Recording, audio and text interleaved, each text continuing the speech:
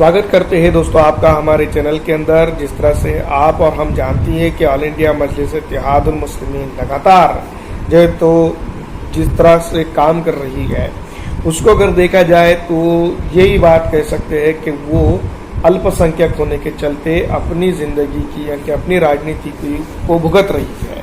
अगर यहाँ पर कोई यादव होता या फिर कोई अन्य जो है तो वर्ग का होता तो इंडिया गठबंधन उनको बआसानी से जगह दे देता। मुसलमान होने के चलते यहाँ पर जो है तो उनको गठबंधन में हिस्सा नहीं मिल रहा है।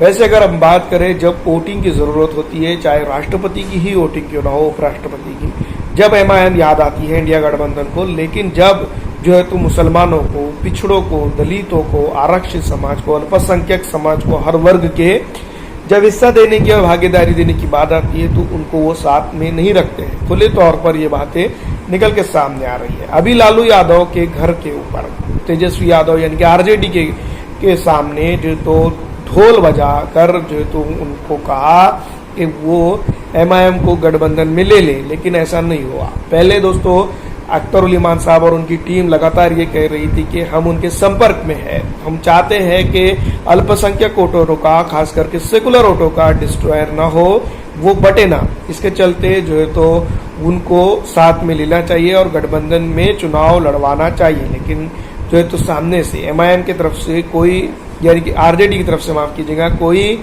ठोस जवाब नहीं आ रहा है। और ऐसे में कई बार ये भी सामने आया था कि MIM ढोंग कर रही है, बल्कि वो गठबंधन में आना ही नहीं चाह रही है। इसके बाद लेटर भी उन्होंने इश्यू कर दिया।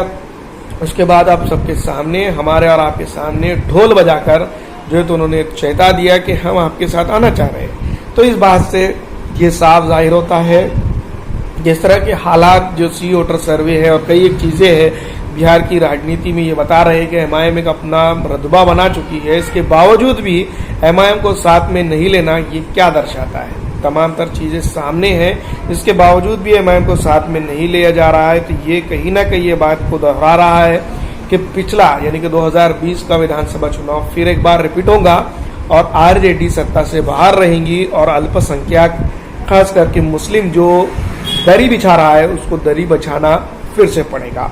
आपको क्या लगता है कमेंट करके जरूर बताइएगा। जिस तरह के हालात जो तो लगातार होते हुए दिखाई दे रहे हैं उसको लेकर यही बात हम कहते हुए दिखाई देंगे कि MIM को साथ में अगर ले लेते हैं तो बड़ा फायदा हो सकता है, वरना जो है तो बड़ा नुकसान के साथ जो है तो ये चीजें होगी।